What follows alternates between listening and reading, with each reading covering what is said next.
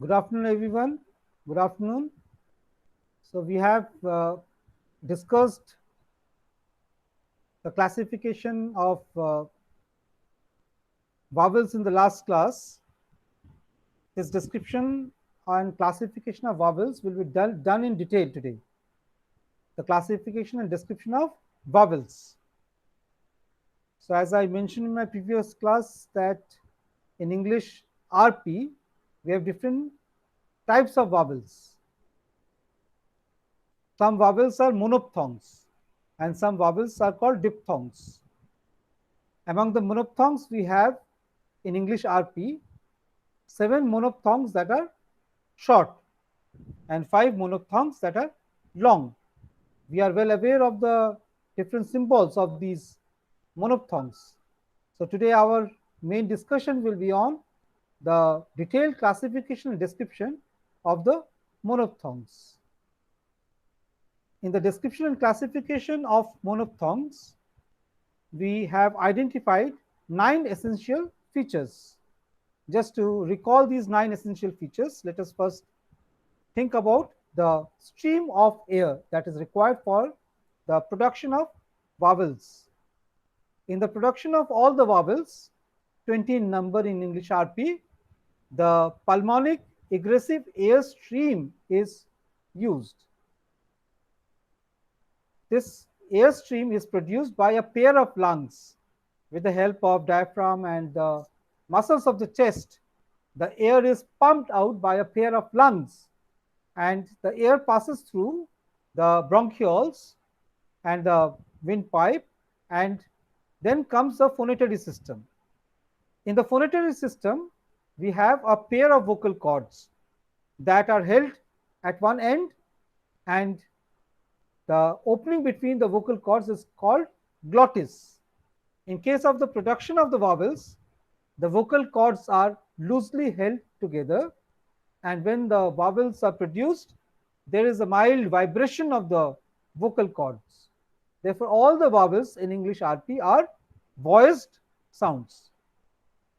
The third important point is that in the production of the vowels in English RP, when the pulmonic egressive air stream reaches the oral cavity, the soft palate is raised and there is a total block of the nasal passage.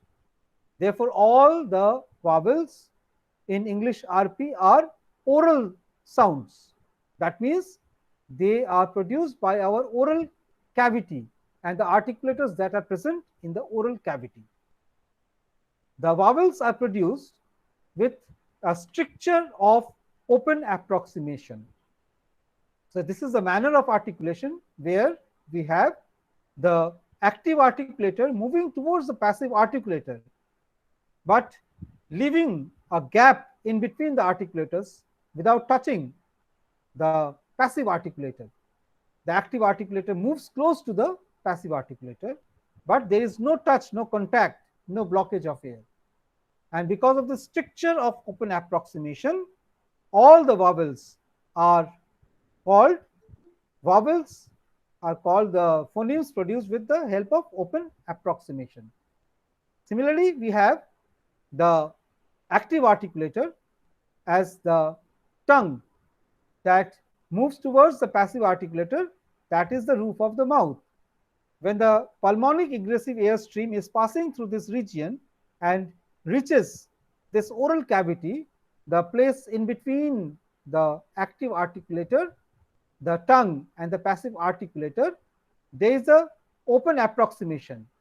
And according to the movement of the articulator, the active articulator, we have the classification of the vowels into 3 types.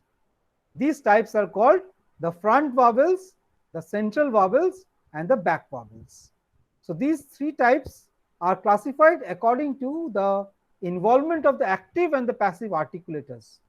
Say in case of front vowel, the front of the tongue moves towards the front of the roof of the mouth, and there is a gap in between the active articulator and the passive articulator. The air is modified to produce front vowels. In case of central vowels, the center of the tongue that acts as the active articulator moves towards the center of the roof of the mouth that acts as passive articulator, and there is a gap in between the two articulators. The air can easily pass through this open approximation of the articulators to produce central vowels.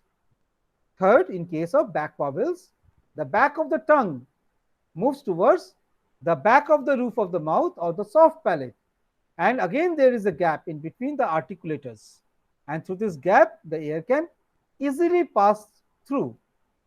So these vowels that are produced with back of the tongue as the active articulator and back of the roof of the mouth or the soft palate as the passive articulator, these vowels are called back vowels.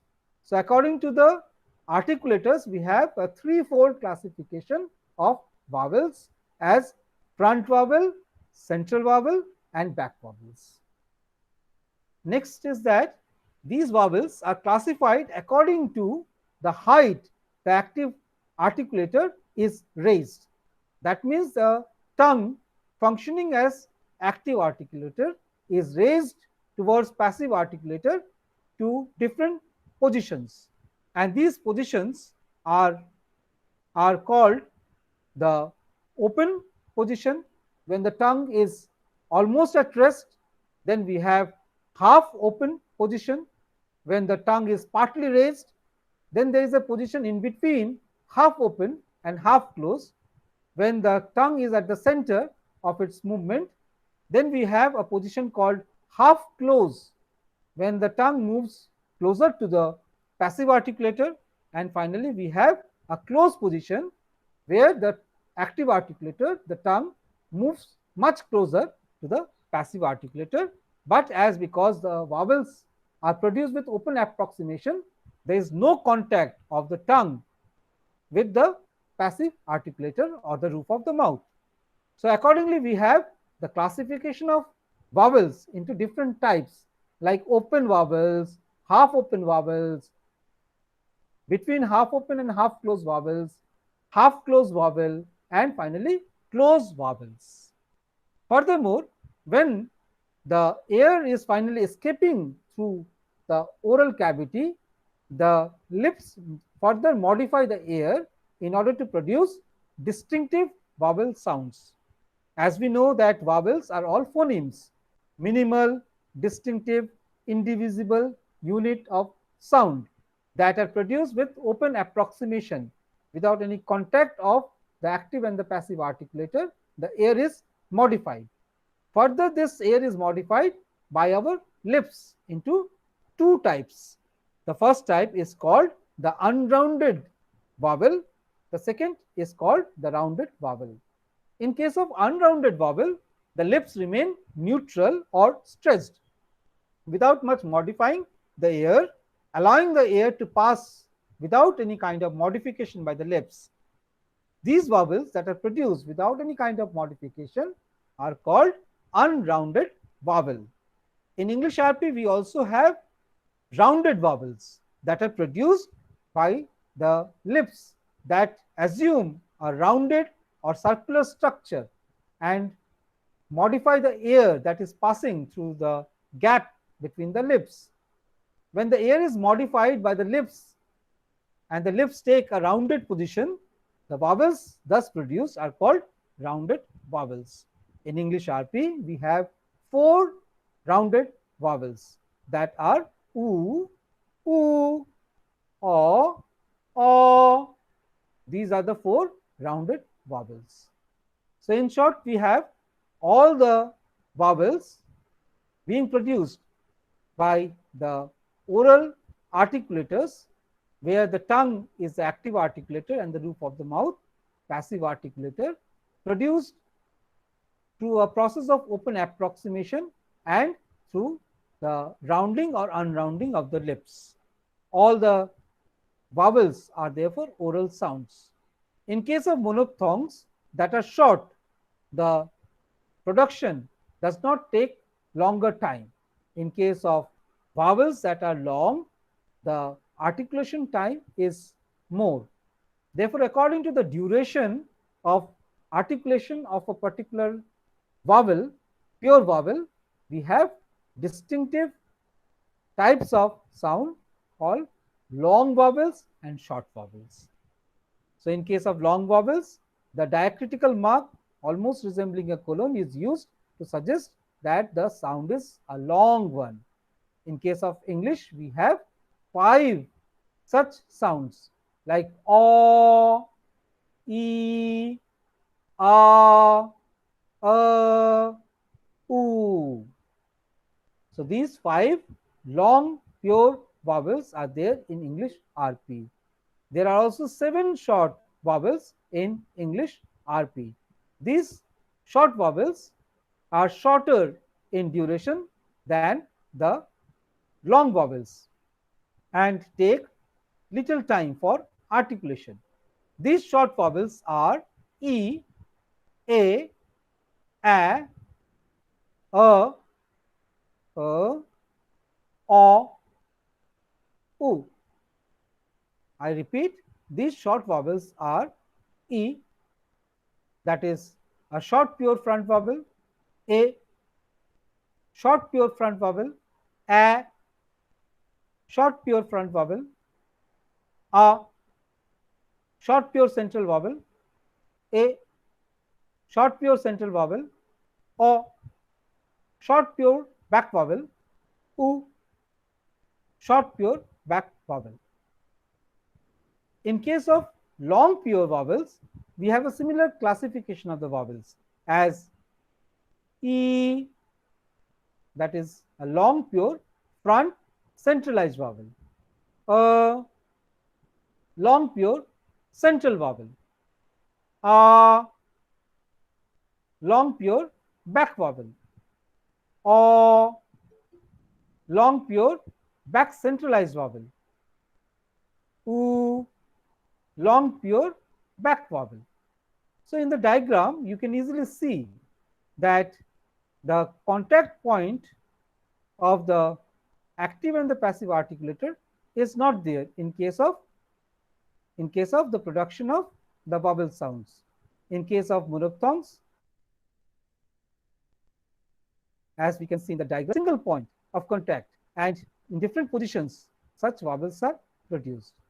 So this diagram itself of the oral cavity can be turned into this graphic representation of this position, where the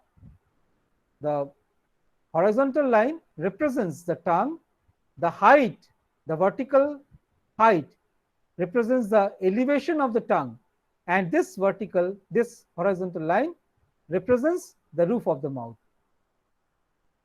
So if this on the top is the roof of the mouth, at the bottom is the tongue, we can see that the tongue moves from this position, that is the open position, to half open position, between half open and half position, to half closed position, and finally to closed position.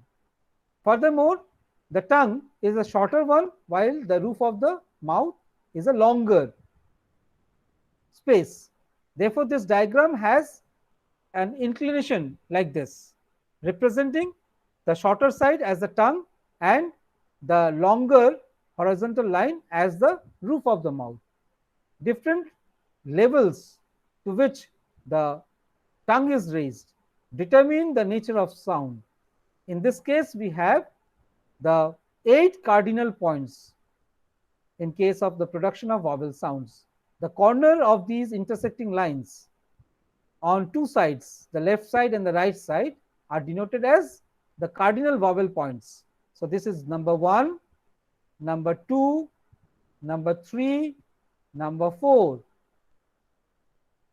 Then we have number 5, number 6, number 7, number 8. So when we place our tongue to these 8 positions, distinctive sounds that are cardinal sounds can be produced. In case of a syllable, we know that the vowel is the nucleus. In case of a syllable, the vowel serves as a nucleus, and in order to become a nucleus or the core sound in a syllable, the vowel has to become a kind of cardinal sound produced in the oral cavity. So these are 8 cardinal points where the vowels are produced.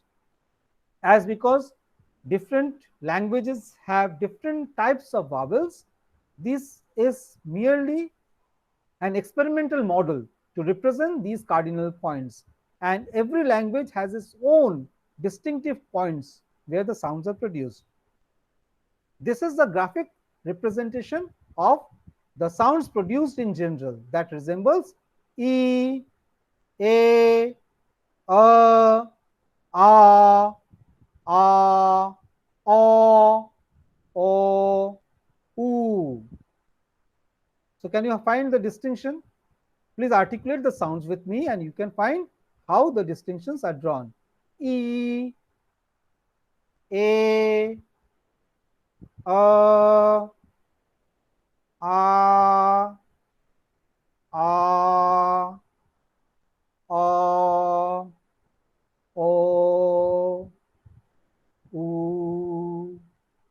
So we can easily observe when we are producing these sounds that in case of these 4 sounds, the front of the tongue is moving towards the front of the roof of the mouth, while in production of these 4 sounds, oo, o, o, a, it is the back of the tongue that is moving towards the soft palate. Apart from that, we also have other places where the vowels are produced, like these 2 places, and ah, or ah, So these are different distinctive sounds. When the center of the tongue moves towards the center of the roof of the mouth, we have central vowels. In English RP, there are 3 central vowels. So as human beings are not clones, are not carbon copies of each other, and we have differences in our own articulatory organs and their biological or organic composition, we cannot pinpoint the exact area, but any proximity to that area will be producing the desired sound. In linguistic lab, actually these sounds can be replicated in order to produce particular phonemic transmission. But in case of human beings who are natural beings, such production of sound cannot be same for all. But our task will definitely be to understand the, the place of articulation of distinctive vowel sounds to in order to produce not only the distinctive sound in a clear manner, but also to understand the different ways the sounds can be classified. In case of vowels, we have threefold classification like the consonant sounds. So these threefold classifications are based on number 1, the position of the lips, number 2, the articulators involved, the front, central or back, number 3, the position which the active articulator takes or moves towards the passive articulator. So active articulator is the tongue that moves to different positions towards the passive articulator, and according to that we have different types of vowels that can be called as open, half open, between half open and half close and close. So in English RP we have these different types of monophthongs. Now let us come to these individual types of vowels and let us try to describe these vowels so that we can have a real understanding of the way the vowels are produced. Let us take, for example, the first vowel that is here presented through this cardinal point E. This cardinal point E. So this is the point where this sound E is produced. So in order to describe this particular vowel, we have to describe it accordingly. So I am giving a description of this sound for example, for our understanding. So when we start to write a note on the description of the vowel E, we must start with number 1 point, that E is a vowel produced with the help of pulmonic egressive air stream. Point number 2, in the production of the vowel E, the vocal cords are loosely held together and the air passing through the vocal cords located in the larynx, there is a vibration of the vocal cords. Therefore, E is a voiced sound. Point number 3, in the production of the vowel E, the air stream that is getting released reaches the oral cavity. The soft palate is raised and the air stream is modified by the articulators present in the oral cavity. Therefore, E is an oral phoneme. Point number 4, in the production of this vowel E, the front of the tongue is raised towards the front of the roof of the mouth or the hard palate, and therefore E is an example of front vowel. Point number 5, in the production of E, the active articulator, that is the front of the tongue, moves towards the front of the roof of the mouth that acts as the passive articulator to a position very close. Therefore, this vowel E can be called as front close vowel. E is produced with open approximation. Point number 6. So, E is produced with an open approximation. That means there is no contact between the active articulator and the passive articulator, and the active articulator moves close to the position of the passive articulator. That means the front of the roof of the mouth, leaving a gap in between.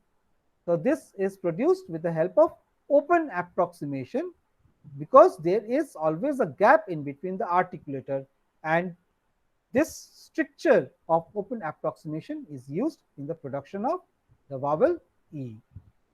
When this stream of air passes through the gap between the active and the passive articulator and finally gets released by the lips remain neutral or stretched.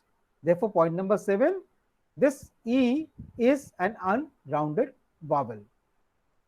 So, we can describe point number 8, describe the vowel E as a front unrounded vowel in the closed position.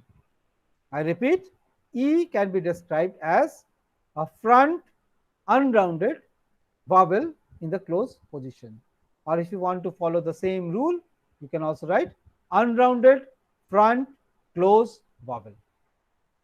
So, unrounded, first term, second term is front, third term is close. Unrounded front close vowel. The second vowel that is there in English RP is the vowel A. This vowel A. Okay, this A vowel can be described in a similar way. Another vowel that can be described as a front vowel is A. This sound A. A. In case of English RP, we also have the long vowel E. So, in the case of E, the tongue moves to a centralized position. In English, this is the position of E.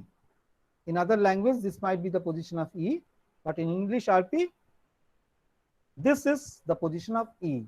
That is front centralized vowel above half close. Front centralized vowel above half close. As the lips remain unrounded, it remains unrounded front centralized vowel above half close. The third symbol I said is that of A, as in bed, red, that sound A. So A can be described as front, unrounded, vowel between half open and half close. I repeat, this sound A can be described as front, unrounded, vowel between half close and half open. Similarly, A, that is again a front vowel, can be described as unrounded, front, vowel above open position. So these are the 4 front vowels that we find in English RP. Apart from these 4 front vowels, we also have 3 central vowels in English RP. 3 central vowels in English RP. These are ah. These are the 3 central vowels in English RP. So again, we have 8-point description of these central vowels. The same description, the difference will be regarding the articulators.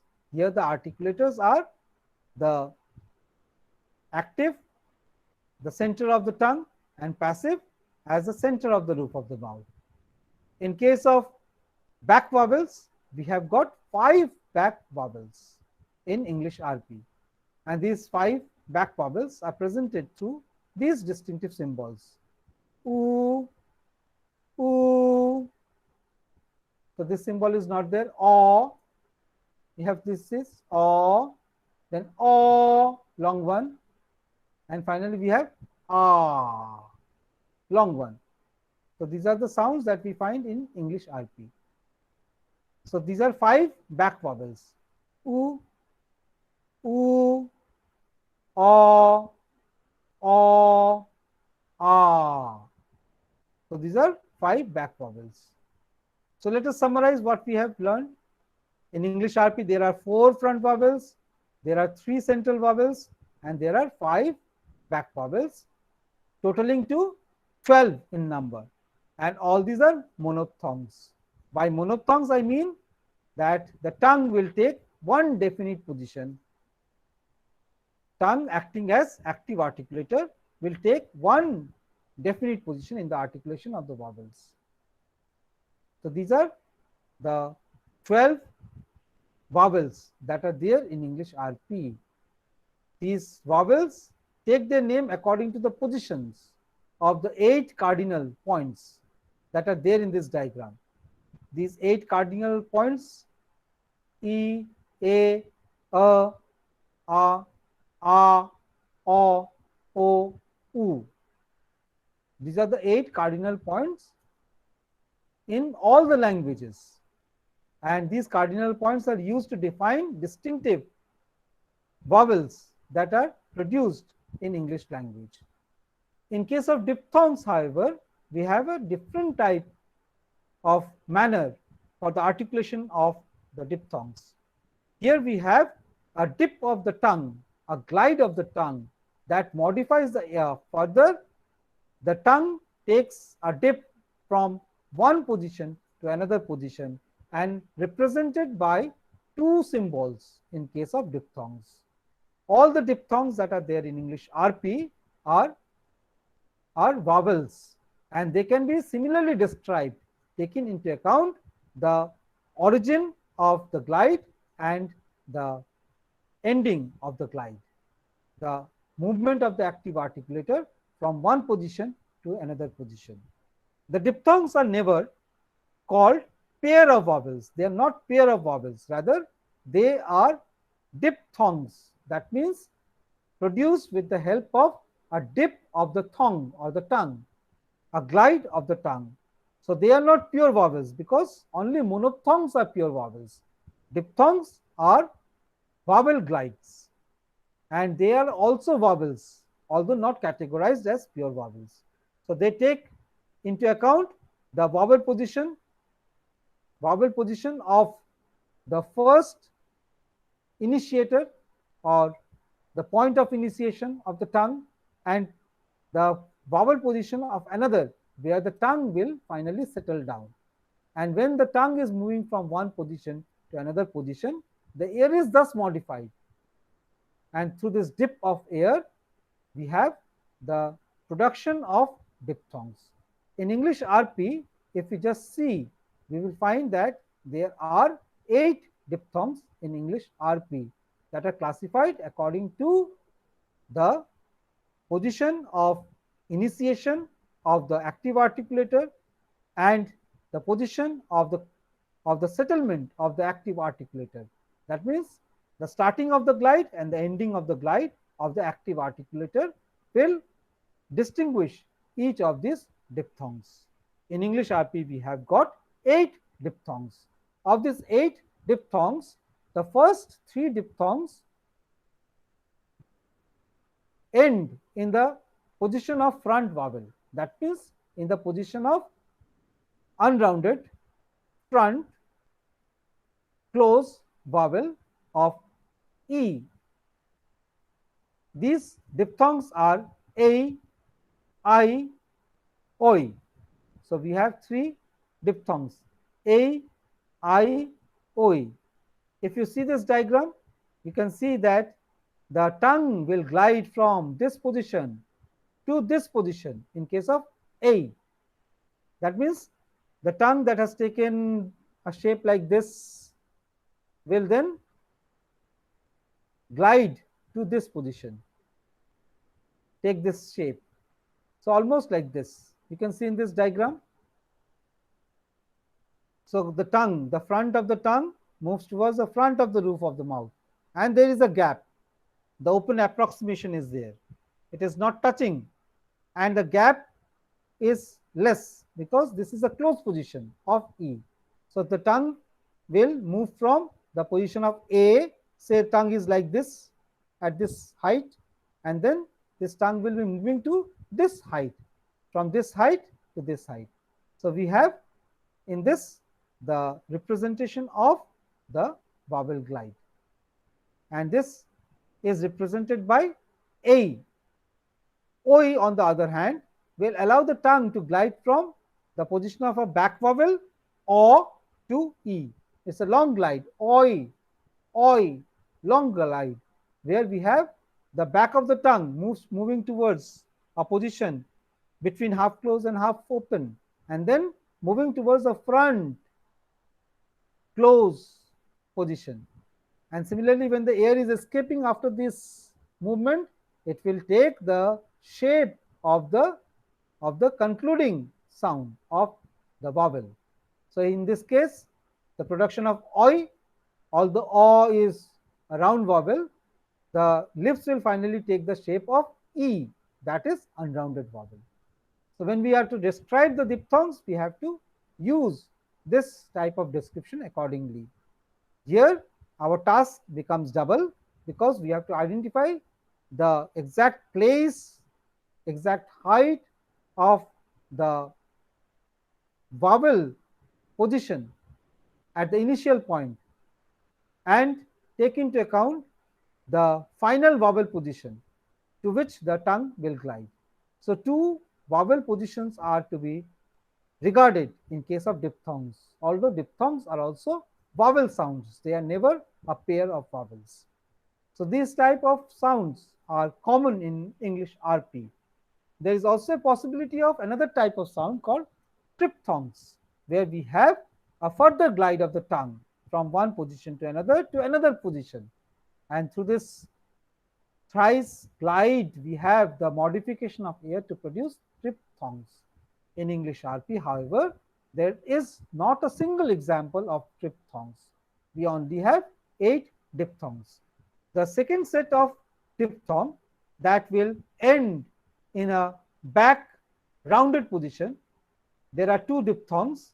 These are O and OW. So when we articulate these sound O and OW, we find that the tongue will take a position of a back vowel after initiating from different positions, like A. A is a front unrounded vowel between half close and half position. to this position of oo. Oo, as we have seen in the diagram, is a position that is located in the back. In the back, the back of the tongue moves close to the back of the roof of the mouth to produce oo. So when we have diphthongs that are concluding in the back position, like ow, ow, or ow. In case of ow, the tongue will glide from this position to this position, and this glide is shown in the diagram by an arrow mark. So when you are writing your answer, you can find that representation given in T. Balasubramaniam book, phonetics, a textbook of English phonetics for Indian student, where we see that arrow mark shows the glide. From this position, the tongue that has taken a shape like this, the tongue will move to this position. The glide will be from this to this. There will be an arrow mark in front of the glide, suggesting the final position that the tongue takes. So when we have to describe this type of diphthong, ow, we have to say that ow is produced with number 1 point, pulmonic egressive air stream. Point number 2, ow is a diphthong that is produced when the vocal cords are loosely held together.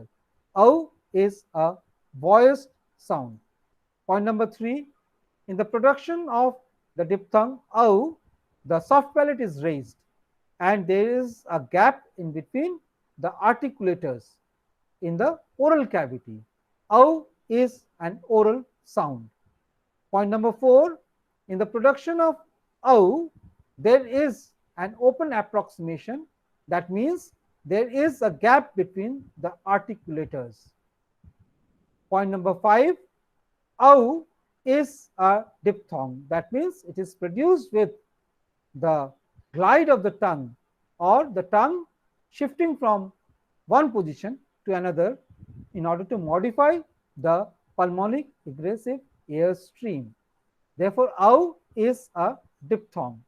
Point number 6, ow is initiated when the tongue takes the position of a central unrounded vowel above open position and then gradually glides towards the position of oo, that is back rounded vowel in closed position.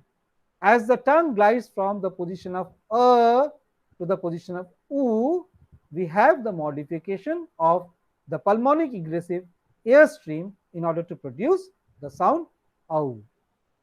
Point number 7, ow is produced when the lips move from a position that is unrounded to a position that is rounded. So, 8 number point, we can say that ow is a diphthong that can be described as moving from the position of a central unrounded vowel above open to a back rounded vowel in closed position. Point number 9, we have to give examples where this diphthong occurs. So we can draw a similar table and identify words where this particular diphthong occurs in initial position, in medial position, or in final position. Ow, ow in initial position, in medial position, in final position.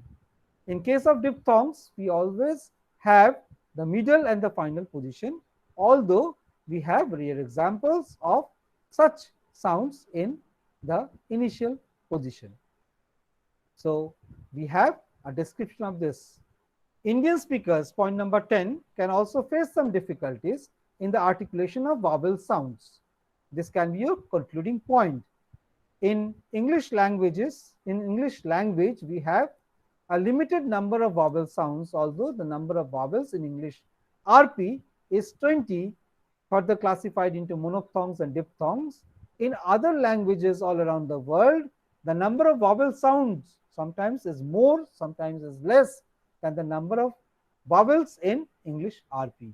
Accordingly, every language must adjust with the language that is there in English RP. So in the production of the vowel sounds, usually we have confusion rather than problem in the articulation, because vowels are cardinal sound. Almost all the language of the world have a similar structure of vowel. So in Bangla or Hindi, we have almost an identical number of vowels.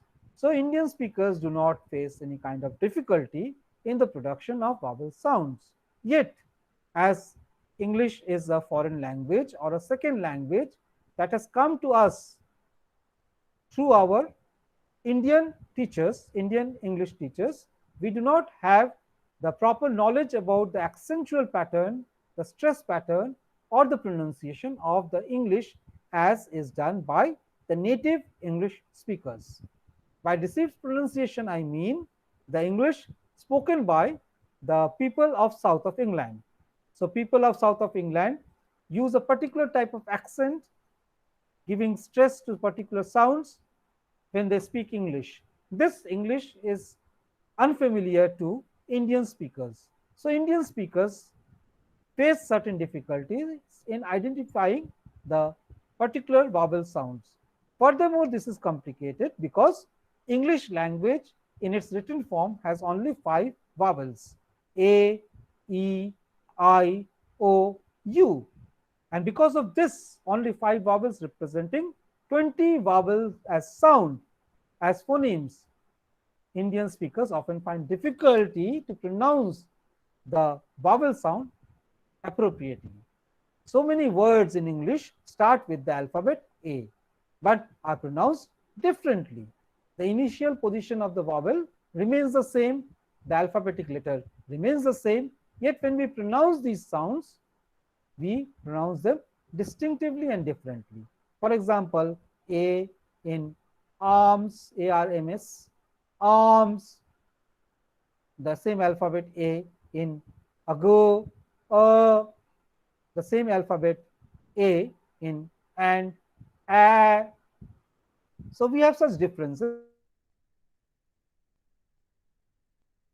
in English.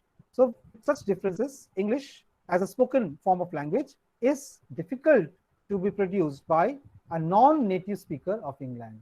Yet, because of the colonial contact for so many years and because of the IT revolution, nowadays we Indian speakers are more familiar with the exact pronunciation of the words, and so Indian speakers are nowadays capable of producing the proper vowel sounds.